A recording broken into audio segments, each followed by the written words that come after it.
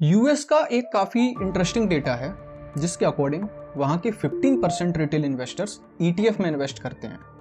लेकिन अगर वही सेम डेटा इंडिया का देखा जाए तो वो शायद 1% या उससे भी कम होगा। इंडिया के लोग ईटीएफ में इन्वेस्ट नहीं करते एंड उसका सिंपल सा रीज़न है कि इंडिया के लोगों को उसके बारे में नॉलेज नहीं है। ईटीएफ क्या होता है, ईटीएफ में कैसे इन्वेस्टिंग करते हैं। बट ईटीएफ की पावर का आप इससे अंदाज़ा लगा सकते हो कि जो वॉरेन बफेट हैं, जिन्होंने अपनी पूरी वेल्थ स्टॉक मार्केट से हासिल की थी, उनका कहना है कि मेरी डेथ के बाद, क्योंकि उनकी एज काफ़ी ज़्यादा हो चुकी है, तो उनका कहना है कि मेरी डेथ के बाद मेरी वेल्थ का एक बड़ा पार्ट एक ईटीएफ में इन्वेस्ट कर दिया जाए, जो वहाँ का ईटीएफ है S&P 500। उनका मानना है कि अगर पैसिव इन्वेस्टिंग की बात की जाए तो ईटीएफ से बेहतर ऑप्शन कुछ नहीं हो सकता। तो इस वीडियो में हम ईटीएफ कैसे काम करते हैं एंड ईटीएफ को क्यों मार्केट में लाया गया एंड ईटीएफ में आप कैसे इन्वेस्टिंग कर सकते हो एंड उसके क्या फ़ायदे हैं, क्या नुकसान है। बेसिकली हम ईटीएफ को काफ़ी डिटेल में कवर करने वाले हैं, तो watch this video till the end. तो सवाल ये आता है, ईटीएफ क्या है? ETF means exchange traded funds. जो फंड एक्सचेंज पर ट्रेड किया जा रहा है उसे बोलते हैं ईटीएफ। तो पहले एक्सचेंज समझते हैं, क्योंकि काफ़ी सारे लोगों को एक्सचेंज का क्लियर नहीं होगा, तो पहले एक्सचेंज समझ लेते हैं। इंडिया में जब आप कोई स्टॉक बाय करने जाते हो, किसी भी कंपनी में आप हिस्सेदारी खरीदने जाते हो, तो वहाँ पर दो एक्सचेंज आपको मिलते हैं। काफ़ी सारे लोगों को यही नहीं पता कि वो स्टॉक खरीदते हैं तो उन्हें लगता है कि या तो हम डायरेक्ट किसी कंपनी से स्टॉक खरीदते हैं या हम किसी सामने वाले इंसान से खरीदते हैं जो बेच रहा है। टेक्निकली ऐसा नहीं है। पहले इसे क्लियर करते हैं। आपको अगर कोई स्टॉक खरीदना है तो आप पहले अपना ऑर्डर देते हो ब्रोकर को, जो है जिरोदा या एंजल वन। उसके बाद वो ऑर्डर जाएगा एक्सचेंज के पास।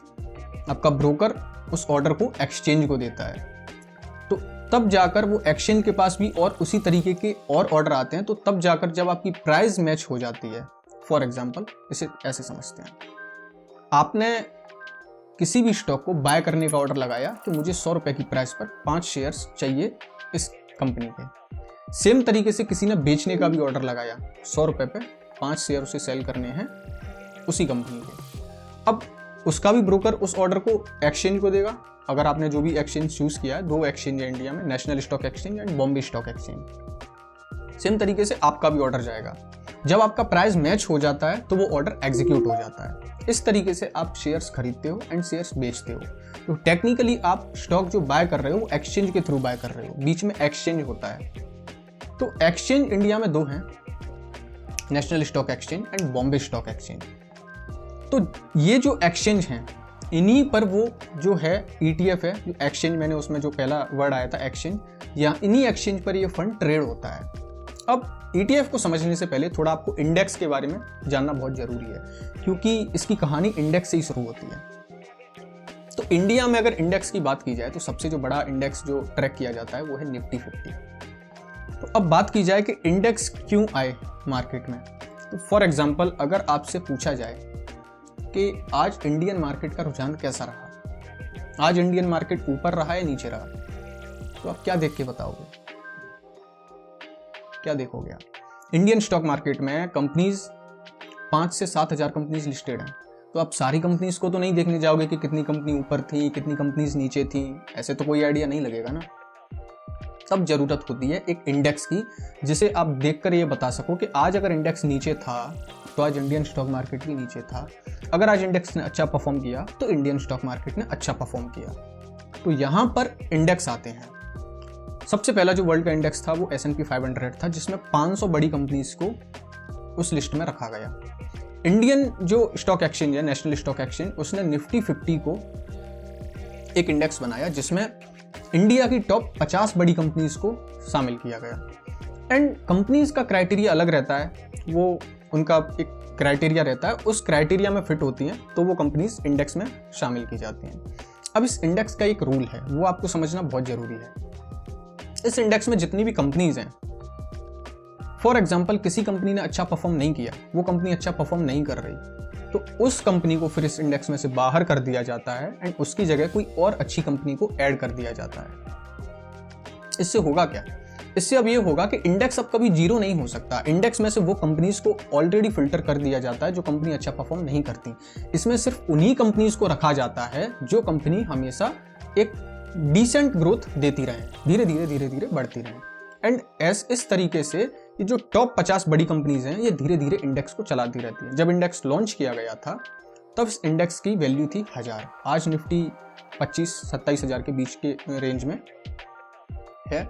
तो इस तरीके से इंडेक्स काम करता है।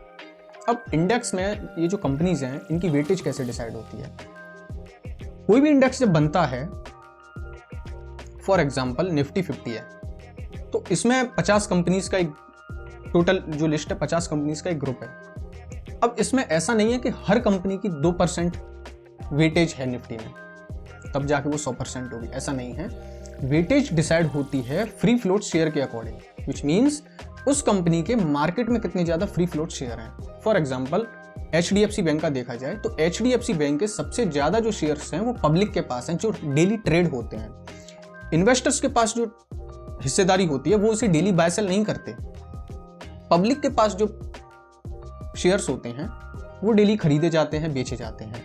तो जितने ज्यादा मार्केट में शेयर्स होंगे उस कंपनी में उतनी ही ज्यादा पावर होगी इंडेक्स को ऊपर ले जाने की एंड नीचे ले जाने की, क्योंकि उसके मार्केट में शेयर्स ज्यादा हैं। अभी के टाइम पर निफ्टी 50 में सबसे ज्यादा जो वेटेज रखता है वो है HDFC बैंक एंड उसके बाद है रिलायंस। क्योंकि अब इनकी वेटेज ज्यादा इसलिए है क्योंकि इनके जो शेयर्स हैं वो मार्केट में ज्यादा अवेलेबल हैं ट्रेड करने के लिए। तो इस तरीके से एक इंडेक्स बनता है। फिर आप उस इंडेक्स को देखकर बता पाते हो कि आज इंडियन स्टॉक मार्केट ऊपर रहा या नीचे गया। बेसिकली बात यह है। अब इंडेक्स यहाँ पर एक तरह का नहीं हो सकता, एक स्टॉक मार्केट के काफी सारे इंडेक्स हो सकते हैं। सेम तरीके से जितने भी वर्ल्ड वाइड मार्केट हैं उन सबके अपने अलग अलग कैटेगरी के हिसाब से इंडेक्स बनाए गए हैं। सबसे पहली कैटेगरी ये आती है कि मार्केट कैपिटलाइजेशन के हिसाब से आप इंडेक्स बनाते हो। जैसे इंडिया में है, अगर आपको बड़ी कंपनीज का देखना है तो वैसे आप निफ्टी 50 को देख के अंदाजा लगा सकते हो। अगर आपको मध्यम वर्गीय कंपनियों का देखना है तो वहां पर फिर आप मिड कैप निफ्टी के इंडेक्स को देखते हो कि उसने आज कैसा परफॉर्म किया। उससे आपको एक आइडिया लगता है कि जो मध्यम वर्गीय कंपनी है आज उनका मूवमेंट कैसा रहा। उसके अलावा अगर आपको स्मॉल कैप कंपनीज को देखना है तो वहां पर आप फिर स्मॉल कैप 250 के इंडेक्स को देखते हो कि आज स्मॉल कैप कंपनीज का रुझान कैसा रहा। बेसिकली बात ऐसी है कि कंपनीज के मार्केट कैपिटलाइजेशन के हिसाब से अलग अलग इंडेक्स बनाए गए हैं। ये हो गई पहली कैटेगरी इंडेक्स की। सेकंड कैटेगरी आती है फिर सेक्टर वाइज। फॉर एग्जांपल अगर आपसे पूछा जाए कि आज मार्केट तो ऊपर था लेकिन आज फार्मा सेक्टर का क्या था, फार्मा सेक्टर का रुझान कैसा था। अब फार्मा सेक्टर में काफी सारी कंपनीज हैं जो इंडियन स्टॉक मार्केट में लिस्टेड हैं। तो अब आप सारी कंपनीज को थोड़ी देखोगे कि इतनी कंपनीज ऊपर थी इतनी नीचे थी तो आज स्टॉक मार्केट में फार्मा सेक्टर ने अच्छा परफॉर्म किया। Not like that. वहां पर फिर इंडेक्स आ जाते हैं जो सेक्टोरल इंडेक्स होते हैं। तो इस तरीके से फार्मा सेक्टर का एक इंडेक्स बनाया गया, cement sector, FMCG sector, IT sector या आपका ऑटो सेक्टर। तो बेसिकली कहने वाली बात यह है कि जिस तरीके से मार्केट कैप के लिए इंडेक्स बनाए गए उसी तरीके से फिर सेक्टोरल इंडेक्स भी बनाए गए। एंड उसके बाद इंडेक्स आते हैं थीमेटिक इंडेक्स। 3 टाइप के इंडेक्स होते हैं majorly. Thematic index means for example PSU index है, वो थीम पर आधारित है। उसका जो बेस है वो थीम है, वो सेक्टर के बेस पर नहीं है, मार्केट कैप के बेस पर नहीं है। फॉर एग्जांपल PSU जो इंडेक्स है उसमें पब्लिक सेक्टर जो कंपनीज हैं उनको शामिल किया जा सकता है। अब उसमें कोई कंपनी किसी भी सेक्टर से बिलोंग कर सकती है। फॉर एग्जांपल कोई ऑयल सेक्टर से बिलोंग करती है या कोई बिजली बना रही है, लेकिन उसमें मेन जो कंपनीज हैं वो PSU यानी कि जो पब्लिक सेक्टर की जो कंपनीज हैं जो गवर्नमेंट के अंडर में आती हैं उन्हीं कंपनीज को उसमें शामिल किया जाएगा। तो अब आपने इंडेक्स को समझ लिया कि इंडेक्स 3 कैटेगरी से मोस्टली बनाए जाते हैं, market cap, sectoral index and उसके बाद आती है थीमेटिक इंडेक्स। तो अब आपका इंडेक्स का कॉन्सेप्ट हो गया क्लियर। अब थोड़ा म्यूचुअल फंड को समझते हैं। वैसे म्यूचुअल फंड का कॉन्सेप्ट आपको क्लियर होना चाहिए। मैंने ऑलरेडी काफ़ी सारी वीडियोस बना दिए हैं, मैं उनका वीडियो का जो लिंक है वो डिस्क्रिप्शन में दे दूंगा। तो मैं म्यूचुअल फंड को ज़्यादा डिटेल में कवर नहीं करूंगा। म्यूचुअल फंड को अगर ब्रॉड मेज पर देखा जाए तो म्यूचुअल फंड 2 तरीके के होते हैं, एक एक्टिव फंड एंड एक पैसिव फंड्स। आज हम सिर्फ पैसिव फंड्स के बारे में बात करने वाले हैं, लेकिन थोड़ा सा डिफरेंस समझा देता हूं मैं दोनों के बीच में। एक्टिव फंड्स वो होते हैं जहां पर एक फंड मैनेजर डिसीजन लेता है कि उसे किस कंपनी में कितना % पैसा एलोकेट करना है। पैसिव फंड्स वो होता है जहां पर कोई भी टीम वर्क नहीं होता, फंड मैनेजर किसी ना किसी इंडेक्स की कॉपी कर रहा होता है, जो अभी मैंने आपको समझाया। तो पैसिव फंड्स में इसकी वजह से एक्सपेंस रेशियो कम लगता है, क्योंकि उसमें कोई फंड मैनेजर एक्टिवली काम नहीं कर रहा, रिसर्च नहीं की जा रही है, सिर्फ और सिर्फ कंपनीज जो हैं जो इंडेक्स में है उसी के बेस पर आपका इन्वेस्टमेंट किया जा रहा है। अब आपको इतना क्लियर हो गया। अब पैसिव फंड्स को समझ लेते हैं थोड़ा डिटेल में। फॉर एग्जाम्पल, आपने किसी निफ्टी 50 के पैसिव फंड में इन्वेस्ट किया, तो अब होगा क्या, आपने 100 रुपये इंडेक्स फंड में इन्वेस्ट किए, तो इसमें जब इन्वेस्ट किया जाएगा ये पैसा, तो एक तो आपको उसी दिन आपका पैसा इन्वेस्ट नहीं किया जाता, आपको अगले दिन की एनएवी मिलती है। तो अब फॉर एग्जांपल, अगर आज मार्केट गिर गया, 10% निफ्टी नीचे आई, आप निफ्टी 50 के इंडेक्स फंड में इन्वेस्ट कर रहे हो, लेकिन वो आपको आज की एनएवी नहीं, वो आपको कल की एनएवी देंगे, वो भी क्लोजिंग बेसिस पर। विच मीन्स उनका कहना यह है कि आपने तो आज पैसा दे दिया, लेकिन इस पैसे को इन्वेस्ट करने में हमें तो टाइम लगेगा ना, क्योंकि जब सारा पैसा कलेक्ट होगा उसके बाद हम उसे कंपनीज में लगाएंगे। तो अब आपने जो पैसा दिया है उसको अब वो कल इन्वेस्ट करेंगे टेक्निकली, तो आपको कल की एनएवी दी जाएगी। अब ऐसा हो सकता है कि मार्केट आज गिरा, कल रिकवर कर गया, तो आप उस गिरते हुए मार्केट का फायदा कैसे लोगे म्यूचुअल फंड में इन्वेस्ट करके। तो इंडेक्स फंड में ऐसे ही इन्वेस्टिंग की, इंडेक्स या म्यूचुअल फंड का कॉन्सेप्ट ही एक्चुअली ऐसा है, लेकिन मैं अभी इंडेक्स फंड इसलिए समझा रहा हूँ क्योंकि इंडेक्स फंड ही एक ETF में जाके कन्वर्ट होता है। सेकंड चीज, म्यूचुअल फंड्स में एक्सपेंस रेशियो ज़्यादा लगता है।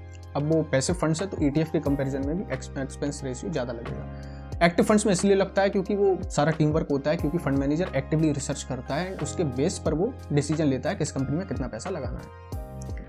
तो इंडेक्स फंड का प्रोसेस आपने समझ लिया, एंड इंडेक्स फंड पूरा एक निफ्टी 50 को ही ट्रैक कर रहा होता है अगर आप निफ्टी 50 के इंडेक्स फंड में इन्वेस्ट करोगे। अब ये किसी भी इंडेक्स में अप्लाई हो सकता है। फॉर एग्जाम्पल, आपको FMCG जो इंडेक्स है उसमें इन्वेस्ट करना है, तो उसका एक अलग से फंड होगा, वो सिर्फ उसी कंपनीज में इन्वेस्ट करेगा, उन्हीं कंपनीज में इन्वेस्ट करेगा जो उस टाइम पर उस इंडेक्स में अवेलेबल होंगी। एंड ये कंपनी चेंज होती रहती हैं, क्योंकि मैंने जैसा आपको बताया कि इंडेक्स का एक रूल है, अगर कोई कंपनी अंडर परफॉर्म करेगी, अच्छा परफॉर्म नहीं करेगी, तो उसको उस इंडेक्स से बाहर कर दिया जाएगा एंड उसकी जगह दूसरी कंपनी को ऐड कर दिया जाएगा। क्लियर?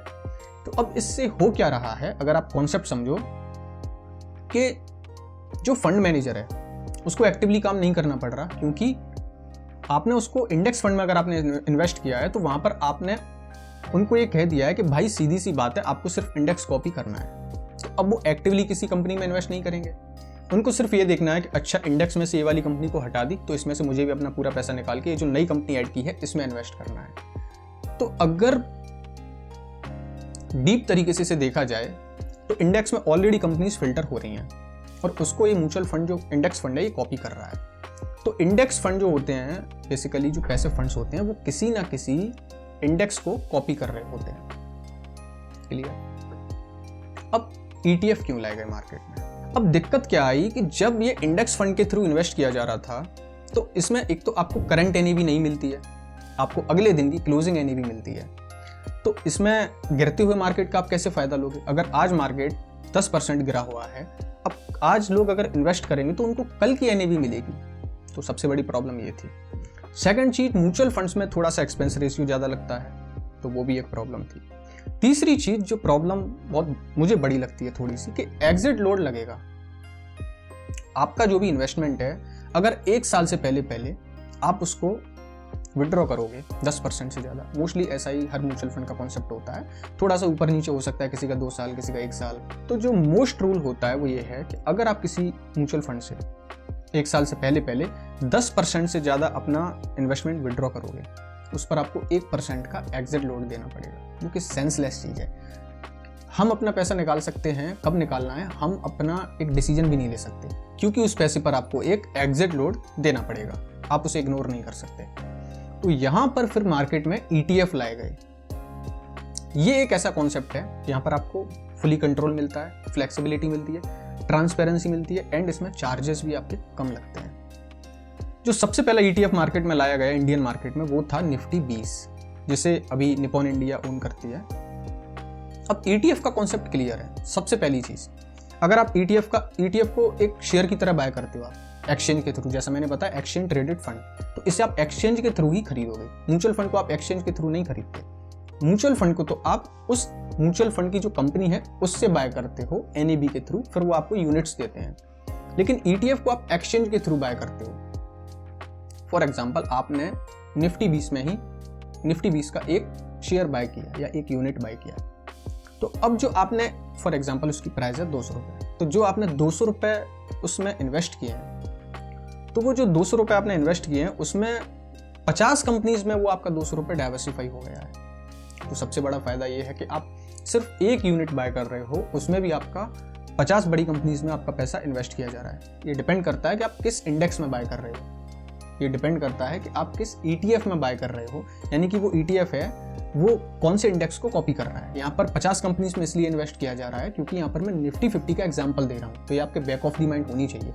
अगर आप S&P 500 में इन्वेस्ट करने जाओगे तो आपके 200 रुपये 500 कंपनीज में डाइवर्सिफाई कर दिए जाएंगे, ये आपको बैक ऑफ द माइंड होनी चाहिए। तो अब अगर आप 200 रुपये इन्वेस्ट कर रहे हो तो आपका 50 बड़ी कंपनीज में पैसा इन्वेस्ट किया जा रहा है। सेकंड चीज, आप गिरते हुए मार्केट का फायदा ले सकते हो क्योंकि आपको रियल टाइम में बाय करने का ऑप्शन दिया जा रहा है। ETF का जो प्राइस है वो फ्लक्चुएट होता है मार्केट कंडीशंस के बेस पर। फॉर एग्जांपल निफ्टी 50 10% गिरेगी तो वहां पर ETF ही 9 से 10% नीचे गिरेगा, तो अब वहां पर आप गिरते हुए मार्केट में ETF को बाय करके फायदा ले सकते हो उसका।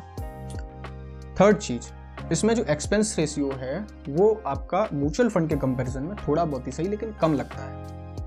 फोर्थ, इसमें कोई एग्जिट लोड का कॉन्सेप्ट नहीं है। आपका मन है जब पैसा इन्वेस्ट करो, आपका मन है जब पैसा विड्रॉ कर सकते हो। तो इसमें आप एक तो इंट्राडे ट्रेडिंग भी इसमें हो सकती है, आप बाय कर सकते हो, उसी दिन आप सेल कर सकते हो। अब जो भी आपका प्रॉफिट लॉस होगा आप उसे एक्चुअली बुक कर सकते हो। तो ये जो कॉन्सेप्ट है इसने क्या है, इसे अब आप एक तरीके से ऐसे समझ सकते हो कि ये एक तरीके से म्यूचुअल फंड का एक मिक्सचर है एंड इधर ये स्टॉक्स का भी मिक्सचर है, क्योंकि ये स्टॉक्स की तरफ फ्लेक्सिबिलिटी देता है, आपको ट्रांसपेरेंसी देता है, सारी कंट्रोल आपके हाथ में, लेकिन ये डाइवर्सिफाई करता है म्यूचुअल फंड की तरह, यानी कि आपके 200 रुपये भी 50 बड़ी कंपनीज में इन्वेस्ट किए जा रहे हैं। तो म्यूचुअल फंड जैसा आपको कॉन्सेप्ट मिलता है लेकिन आपको कंट्रोल, फ्लेक्सिबिलिटी एंड ट्रांसपेरेंसी आपको स्टॉक्स की तरह मिलती है। तो ये एक काफी अच्छा ऑप्शन हो जाता है उनके लिए जो थोड़े से मार्केट में एक्टिव रहना चाहते हैं लेकिन ज्यादा रिस्क लेना नहीं चाहते।